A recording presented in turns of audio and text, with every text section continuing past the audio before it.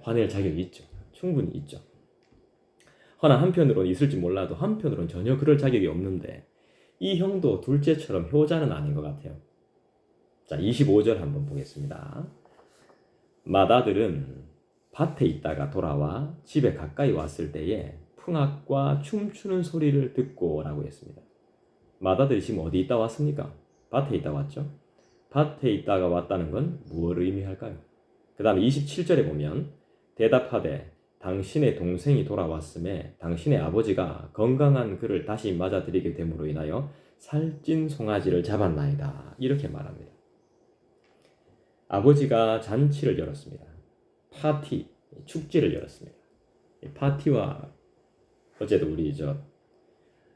우리 큰딸이 이제 파티 같아요. 막 이렇게 이야기했는데 저녁 먹을 때 파티와 축제는 언제 하는 거죠? 기쁠 때 하는 거죠.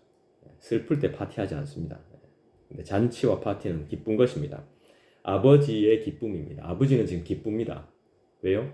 죽었다가 죽은 줄 알았던 아이가 살아 돌아왔기 때문에 이제 기쁘죠.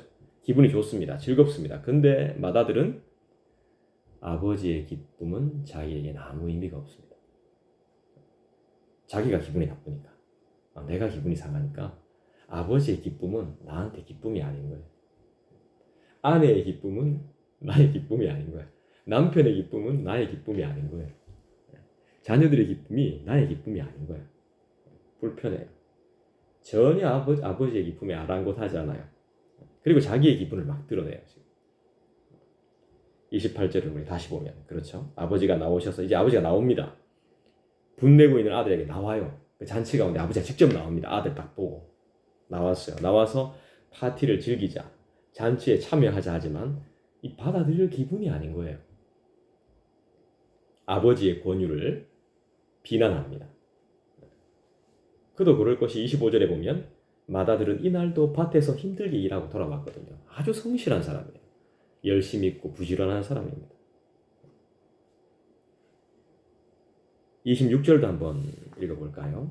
한 종을 불러 이 무슨 일인가 물은데 정말 보기도 싫은 것 같습니다. 자기가 직접 보면 무슨 일인지 알 텐데 막 풍악이 울리고 소리가 울리니까 이거 무슨 일이 있구나 대만 알 거예요. 자기가 알았을 거예요. 동생이 왔는지도 동생이 왔는가 보다 눈치챘을 수도 있어요. 보기도 싫은 거예요. 기분이 순간 막 멀리서 오는데 힘들게 들어오는데 막 풍악이 울리니까 기분이 확 그냥 나쁜 거죠. 그래서 종 불러서 무슨 일이냐고 물어봅니다. 차마 자신의 눈으로 동생이 왔다는 걸 확인하고 싶지 않은 모양이에요. 29절도 한번 볼까요? 아버지께 대답하여 이르되 내가 여러 해 아버지를 섬겨 명을 어김이 없거늘 내게는 염소 새끼라도 주어 나와 내 벗으로 즐기게 하신 일이 없더니. 자, 아버지가 우리 함께 파티를 즐기자, 축제를 즐기자 하는데 즐기고 싶지 않을 이유가 등장합니다. 29절에 몇 가지로 등장하죠? 3가지입니다. 우리 한번 볼까요? 첫 번째가 뭡니까? 나는 수년, 여러 해 동안 아버지를 섬겼다는 겁니다. 그리고 두 번째는 뭐죠?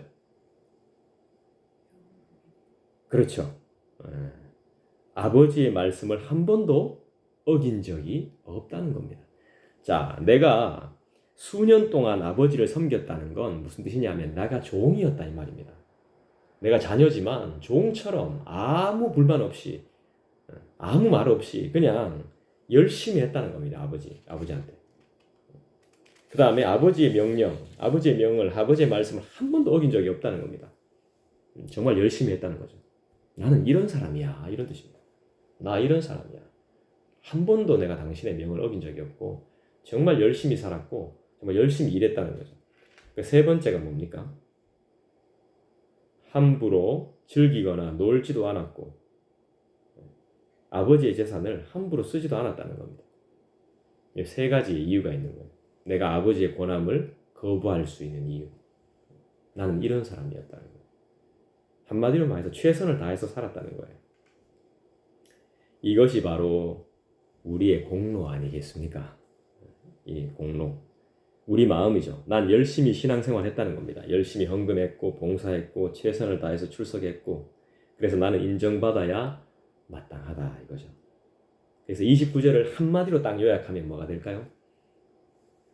나는 당신을 위해서, 나는 이 공동체를 위해서 희생했다는 거죠. 나는 당신에게 충성했다는 겁니다. 그걸 왜 모르냐는 거지. 지금 아들은 그걸 이야기하고 있는 겁니다.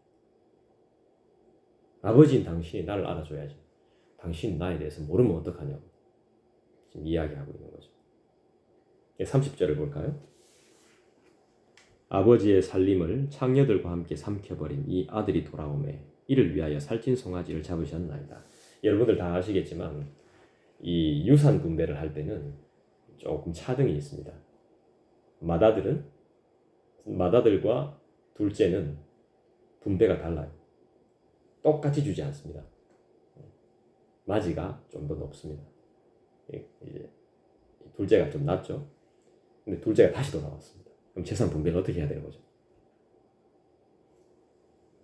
둘째가 썼잖아. 다 탕진했잖아. 다시 돌아왔잖아. 자기 몫이 주는 거예요. 이 짜증 나는 겁니다.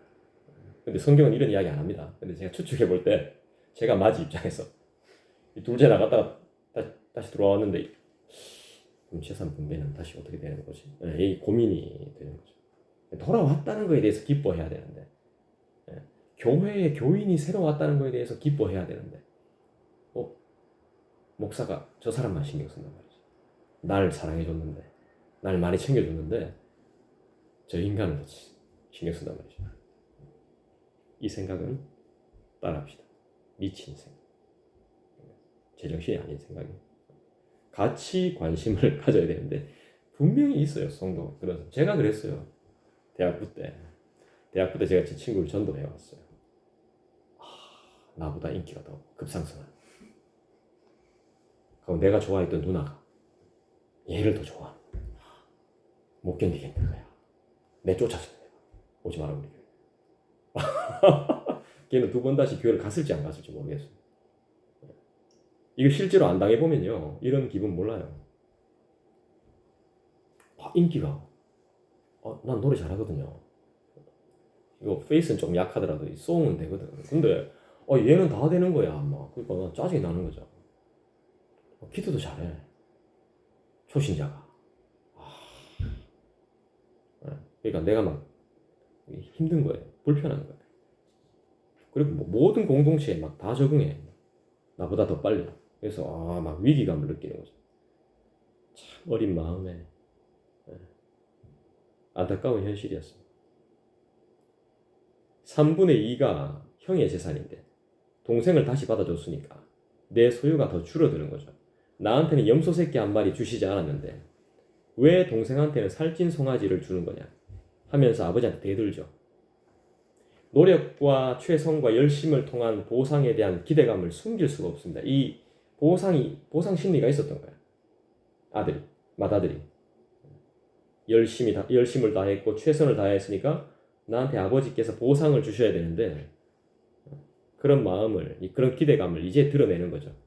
숨기고 있다가 보상이 있어야 하는 거 아니냐. 대드는 아들에게 아버지는 뭐라고 말씀하십니까? 이게 뭡니까? 이러는데 아버지가 뭐라고 말씀하시죠? 31절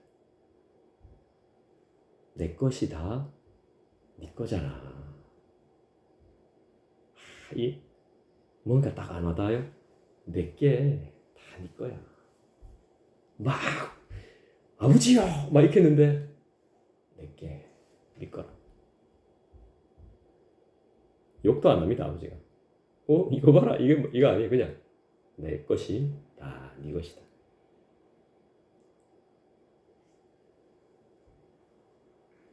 아버지께 다 내 겁니다. 할렐루야. 정말 감사하죠. 아버지께 드리는 것 아깝지 않죠. 교회를 섬기는 것 정말 감사한 것이죠. 우리는 언제나 어디서나 이제는 자유롭게 예배할 수 있게 됐어요. 정말 감사한 일이죠. 언제나 어디서나 말씀을 들을 수 있는 특권을 가지고 있게 되었어요. 그걸 잊지 마시기를 부탁드립니다. 32절을 마지막으로 같이 한번 읽어볼까요? 같이 읽습니다. 이 내 동생은 죽었다가 살아났으며 내가 잃었다가 얻었기로 우리가 즐거워하고 기뻐하는 것이 마땅하다 하니라. 하나님의 기쁨에 동참하십시다. 때를 얻든지 못 얻든지 우리가 즐거워하고 기뻐하는 것이 마땅하죠. 하나님의 기쁨이 나의 기쁨이 되기를 간절히 원합니다. 죄인들이 회개하면서 돌아오는데 안 기쁘면 그거 이상한 거 아니에요? 신앙이 성장하고 성숙하면 생각하는 것이 많이 달라지더라고요.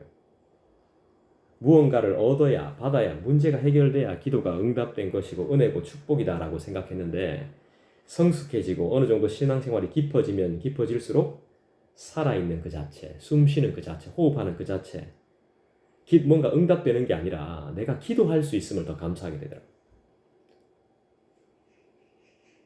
그리고 예배의 자리로 지금 이 자리에 착석해 있다는 그 자체를 놀라운 은혜로 여기더라고요. 깊어진 사람들이. 미성숙한 사람들은 뭘 보냐 하면 죄만 봐요. 죄만. 그 다음에 흠만 봐요. 뭘 볼 때. 그리고 티만 봐요.